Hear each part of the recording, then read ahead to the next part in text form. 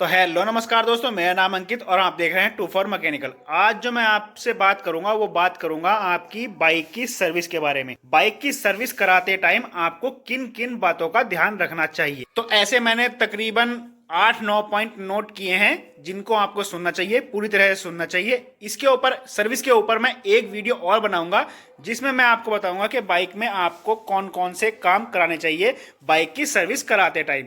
तो जल्दी से चैनल को लाइक और सब्सक्राइब कर लीजिए। तो फिर वीडियो शुरू करते हैं बिना किसी देरी के। तो भैया सबसे पहला पॉइंट जो है वो ये है कि आपको बाइक की सर्विस कितने हजार किलोमीटर पर करानी चाहिए।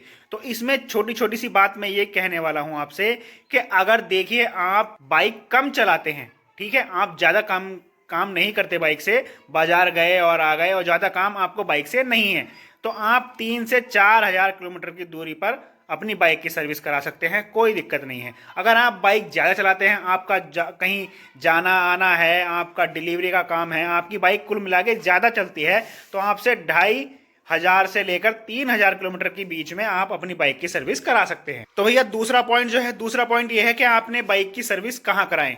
तो आप सोच रहे होंगे कहाँ का मतलब कि भैया मैकेनिक के पास रहना पड़ेगा।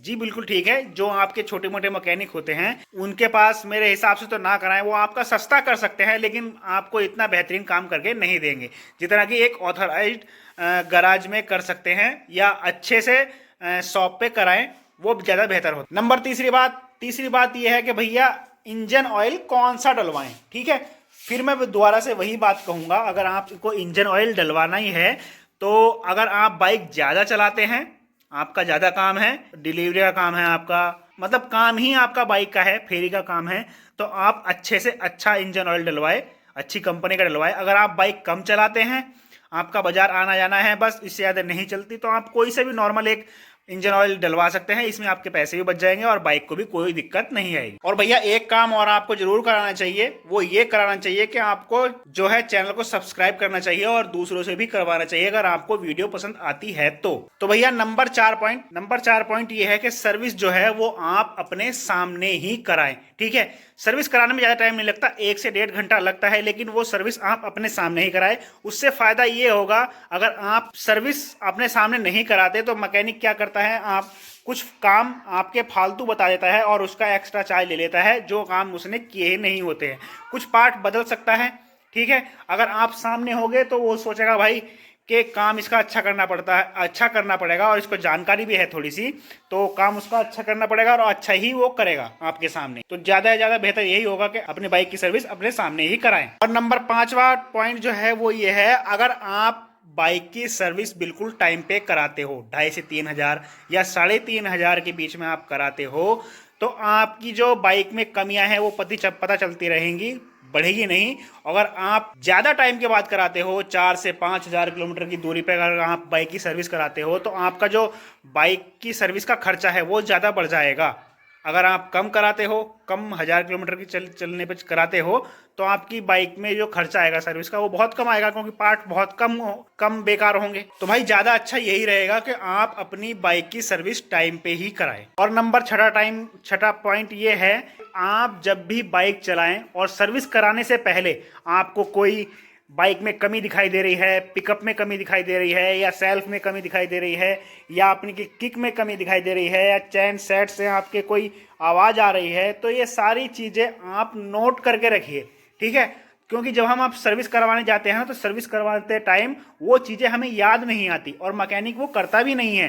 अगर आप ये चीज़ें पहले से लिख के रखोगे, आप सर्विस करवाने जाओगे तो आप उससे बताओगे कि भैया ये कमी मैंने अपनी बाइक में नोट की है और आप इसको कृपया ठीक कीजिए। और नंबर 7वां पॉइंट ये है कि आप सर्विस करवाने गए, आपने क्या क्या काम कराया और उसमें क्या क्या नए पार्ट डले।